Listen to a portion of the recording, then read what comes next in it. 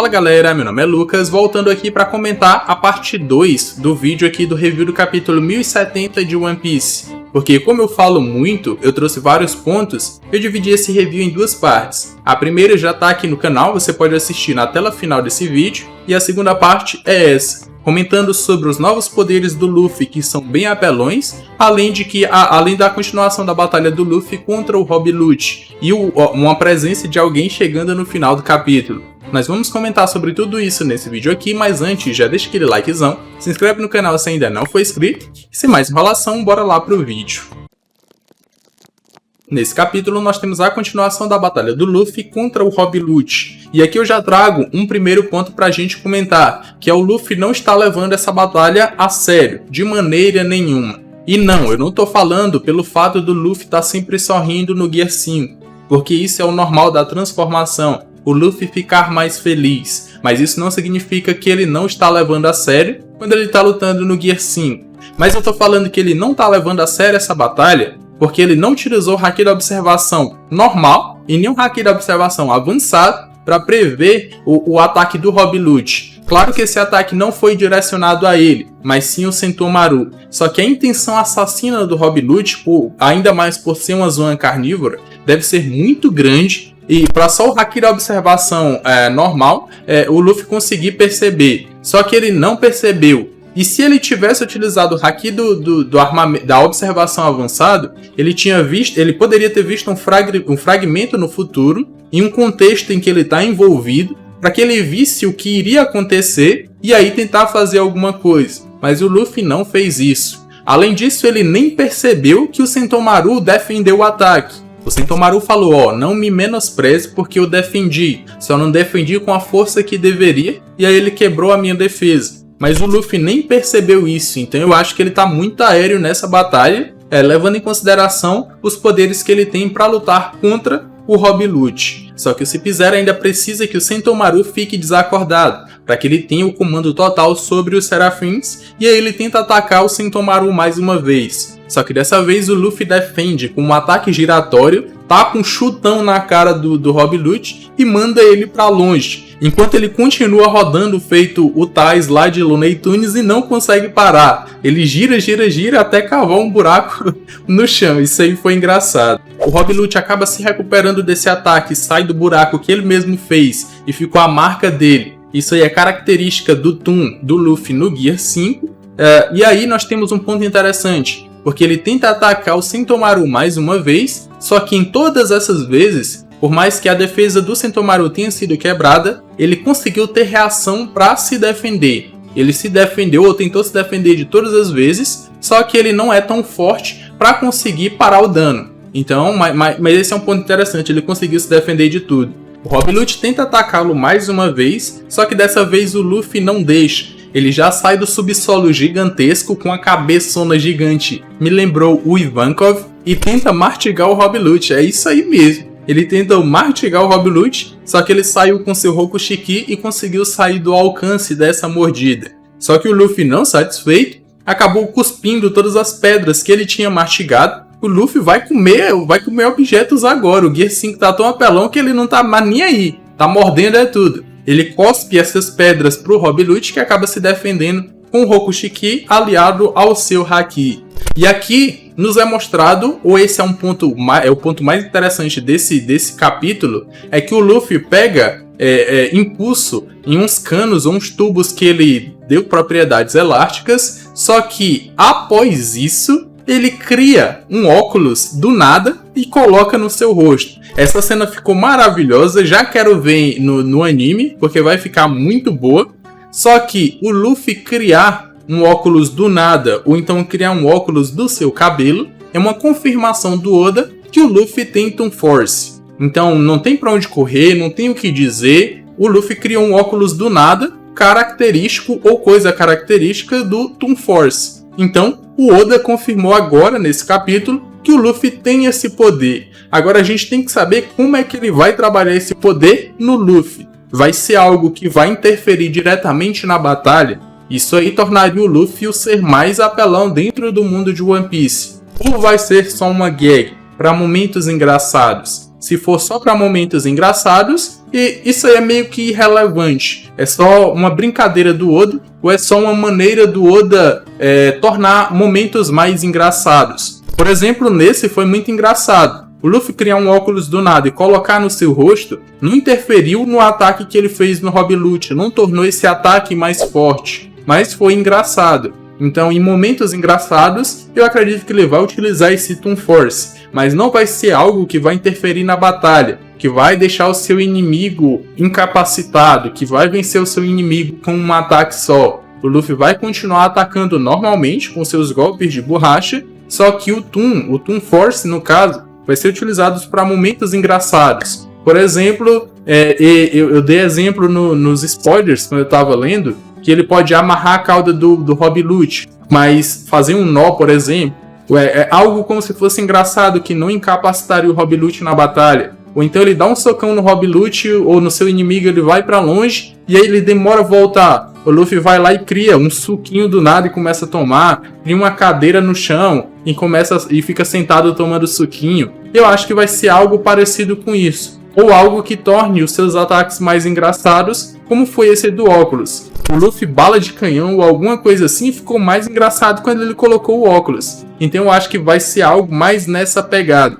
Mas realmente é confirmado. O Luffy tem Toon Force. Agora, vamos ter que ver se o Oda vai utilizar efetivamente na batalha, se vai interferir, ou se vai ser só para momentos engraçados. Se interferir, o Luffy se torna o homem, ou a criatura mais forte dentro do mundo de One Piece, sem média, sem ter um inimigo que vá bater de frente com ele. Coisa que eu acho que o Oda não vai fazer. Depois disso, o Luffy realmente se impulsiona e vai como se fosse um tiro de canhão para acertar um socão na barriga do Rob Lute, que transformou aquela área ali em borracha e o socão atravessou. Esses novos ataques do Luffy no despertar, eles nos trazem ou nos dão um impacto maior de que aquele golpe deu dano. E esse golpe realmente deu dano no Rob Lute, que ele começa a perder a consciência. Por mais que ele tenha evoluído, tenha desperto a sua fruta, ele ainda assim não é páreo para o Luffy. E aqui nesse capítulo, ou nessa batalha, a gente pode considerar que o Rob Lute foi humilhado e não foi humilhado ao mesmo tempo.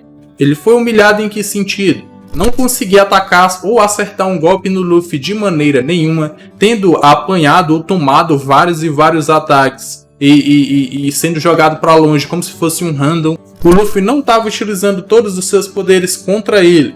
Como eu falei no começo do capítulo, porque o Luffy não está utilizando... A gente não viu a menção do Haki do Rei nesse capítulo, do próprio Haki do Armamento. Acho que o Haki do Armamento teve, mas o Haki da Observação, por exemplo, avançado, o Luffy aparenta não ter utilizado contra ele, mas ao mesmo tempo ele evoluiu para se tornar um saco de pancadas do Luffy que não cai, ou que não é derrotado. Porque ele caía, levantava, mostrando todos aqueles power-ups das bestas carcereiras de Impel Down no despertar de uma Zoan. Que eles podem ser levados à beira da morte e ainda voltar e continuar na batalha. Mas é claro que eu tô falando em relação ao Luffy. Se ele for lutar contra um Zoro, contra um Sanji, contra um Jinbe, ele vai dar trabalho, porque ele tá no ápice do poder da sua Akuma no Mi, que é o despertar. Mas em relação ao Luffy, ele evoluiu para se tornar um saco de pancadas que não cai, que não é derrotado, mas que apanha e não consegue fazer nada contra o Luffy.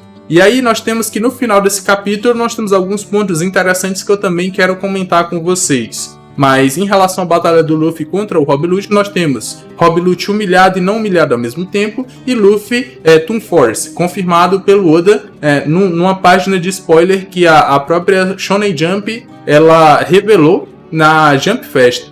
Então, Luffy Toon Force confirmado. E aqui nós temos alguns pontos interessantes no final desse capítulo. Primeiro, os Mugiwaras fogem. O Luffy não tem a oportunidade de finalizar o Rob Lute.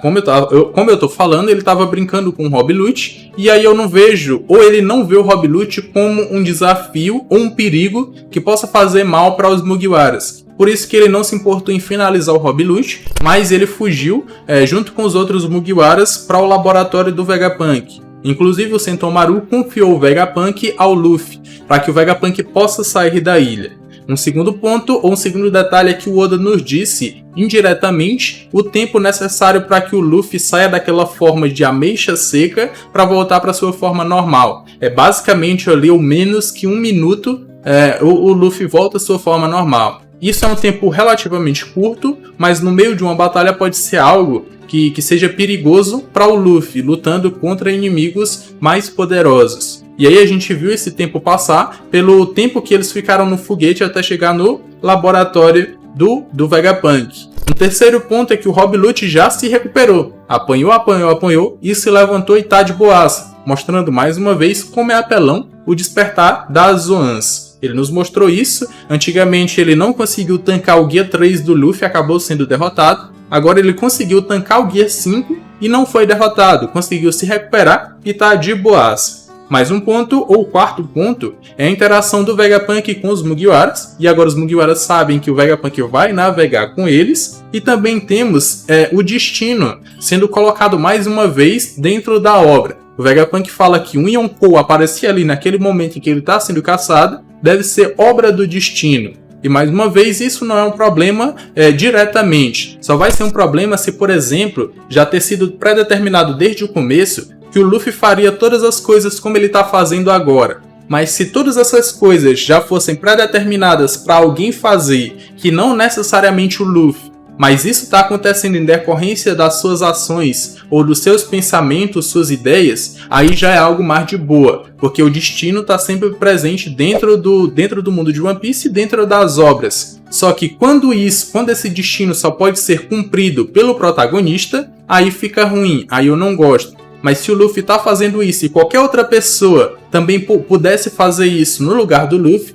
aí já é mais de boa, já faz mais sentido. E para fechar esse capítulo, nós temos a aparição de quem? Do almirante mais corajoso que a gente já viu dentro da marinha. O Aramaki foi lá em Wano, ele iria apanhar para todo mundo, mas ele foi lá. Só que ele foi lá porque tava pistola, porque o Akainu tava bravinho. Se o Akainu tá bravinho, eu vou lá resolver a situação. Só que o Kizaru, ele não foi lá, ou ele não queria ir lá depois da derrota de Kaido e Big Mom. Ele queria ir lá antes da derrota acontecer, o Akainu não deixou. E dessa vez ele nem quis papo com a Akainu, nem pediu permissão. Se já fazia parte do plano, ele nem quis dar chance para o Akainu pensar ou dizer assim, calma lá, vamos direitinho aqui. Ele já foi direto e já tá chegando com inúmeros navios em Egghead, para impedir que os Mugiwaras fujam com o Vegapunk. Eu só tô com medo nesse ponto aqui de uma coisa acontecer. E essa coisa é que, mais uma vez, um almirante seja feito de escada para que o Oda possa mostrar o quão apelão tá o Luffy, por exemplo.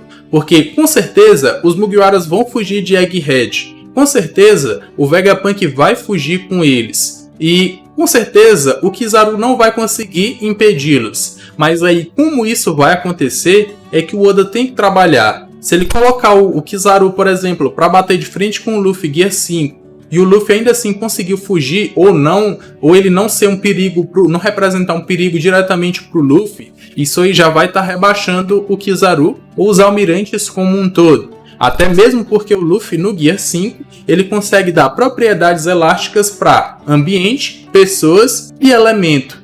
Então ele fez isso com um raio, o que impede dele fazer com a luz do Kizaru e mandar a luz dele de volta. Isso aí é algo que me fez pensar agora que eu vi o Kizaru chegando em Egghead. Mas aí, eu quero saber a opinião de vocês. O que vocês acham dessa batalha? O Luffy estava brincando com o Rob Lute ou ele estava levando a sério? O Rob Lute realmente se tornou absurdamente forte? O Kizaru pode ser utilizado como escada para mostrar o quão apelão tá o Luffy? Eu quero que vocês comentem as suas opiniões aqui embaixo, que eu vou estar vendo e vou estar dando coraçãozinho para vocês. Espero que tenham gostado desse vídeo, se sim, já me recompensa com aquele likezão, se inscreve no canal se ainda não for inscrito, e a parte 1 desse vídeo aqui já tá aqui ó, na tela final. Vai estar aqui ou aqui. E do outro lado, a gente vai ter um vídeo aqui do canal que eu acho que vocês vão gostar. Eu me despeço por aqui, um abraço e valeu!